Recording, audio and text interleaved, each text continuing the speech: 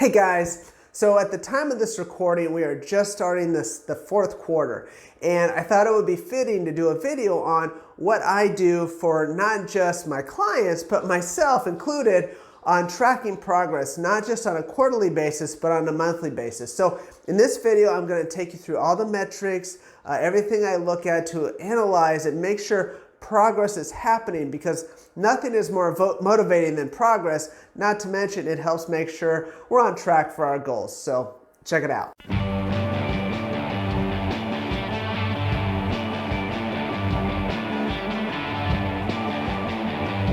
So first, let's talk about how frequent to track progress. So there's some things that I do on a daily, weekly, monthly, and quarterly basis. On a daily basis, I'm checking my training logs, making sure that I'm hitting my lifts, things are happening. And that's on a daily basis, comparing back from when I trained the last week to even this week and even what I did yesterday. So that way I can tell on a daily basis. On a weekly basis, I'm checking body weight. Okay, I'm checking body weight. I don't want to check it more frequently than that, because it's gonna fluctuate, and that kind of helps give me a level set baseline to monitor. On a monthly basis, I take circumference measurements, I take skin folds, body composition. Then on a quarterly basis, I'm taking progress pictures. Now, with clients, it depends on how often I take these progress pictures. If I've got somebody who's getting ready for a competition and we're watching changes on a weekly basis, we'll go as frequent as on a weekly basis. If I've got somebody who's just starting out and they're making progress quickly, we'll do it on a monthly basis. And for myself, I've been training for quite a while, over 25 years. And so for me, a quarterly basis makes sense, and also it helps keep me motivated. That's about the right time span. So you got to figure out how frequent should the pictures happen. Okay, so it wouldn't be right if you didn't have a spreadsheet involved with tracking data. So on this one, you can see through here, I've got all the history, and what I'm doing on this is I'm tracking some basic things, and this is where I track which measurements I'm taking, so that way when I take these measurements, I know I'm consistent. I throw in other things here, like if I do a meet, I throw in my meet, so that way I know what my attempts were, what I ended up hitting. Hopefully it doesn't happen, but the reality is sometimes it does, if I've got an injury of some sort. So this spreadsheet just kind of gives me an overview of the data that I'm going to be analyzing closer, and I'll show you that next. So to get this data, I use a few different tools. So this is just a simple measuring tape that you can get in the old store, in the fabric department, so you can get your circumference measurements. And then the skin fold, the caliper, I use the foresight method, so that way you can get skin folds. And of course your scale, and you want to make sure that it's on a hard surface and it's a good scale that you can get some reliable data from. Now, I take these measurements myself. I've been doing it for a long time, so I'm comfortable with doing that.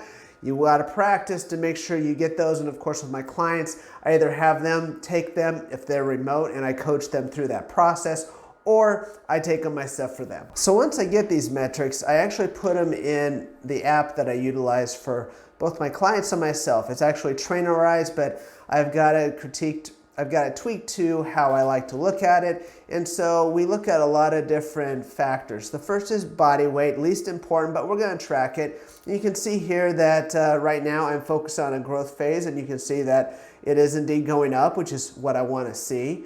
I'm coming over here, looking at body fat, and of course with that growth phase you're going to see that go up, and that's part of it, and that's okay. You can look over here at 6 months or even 1 year out, and you can just see the trend on body fat, whether I'm going through a cutting or a gaining cycle here. The other thing I like to look at in these graphs is circumference measurement. So, I can look at different things. It's just nice to have a visual to see where things are. I mean, yeah, you can look at the numbers, but to actually see it graphed out, it just really helps. You can see waist. This is something that I've been focused on lately, is arms, and they're not going to be a big growth, but you can see a slow curve up, which is exactly what you want to see. And then this is a big one. I'm going over here on lifts. And you can go in and look at my lifts, and we do this with clients as well, and see how lifts are looking. And you can go in there and see, now this right here, this is my back squat. It's been kind of steady going up recently. This is a deload, so that's expected.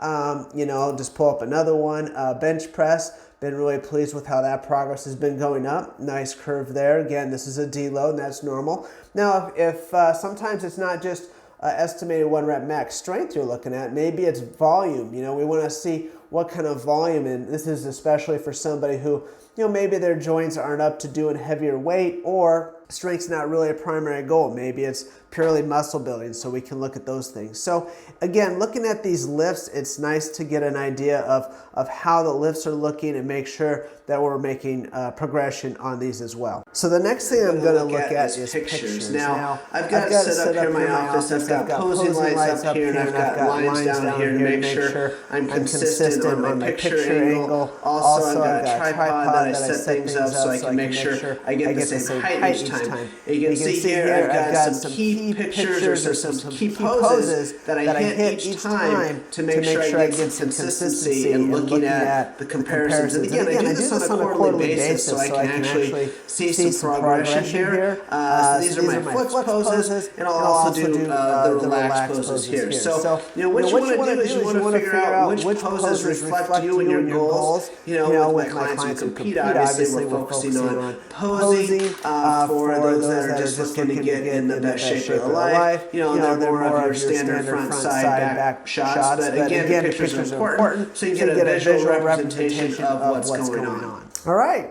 you've got the measurements, you've got the charts, you're done, right? Not quite. So the next thing you do, and this is important, is you actually want to review and then share those results. So I've got a couple buddies that I share my progress with monthly. It helps me hold myself accountable because they're expecting it. And so then that way it's an analysis, and I can talk about how this month went and then what I want to either continue doing for this following month, or what do I want to change or implement for the following month to make sure I'm on track. So it's not just taking those measurements, but it's actually reviewing and then have some sort of accountability system in place to make sure you're doing stuff. This again, as a coach-client relationship, naturally happens, but make sure you've got somebody you can also have help hold you accountable. Hey guys, thanks for watching. I hope this video was helpful, and use this as a guide as you chart your progress so that way you can make sure you stay on track. If you like this video, please hit the like button, share it, subscribe to the channel if you haven't already. Also, here's a link to a series I did about how to get started in competition prep. And until next time, keep making every day count.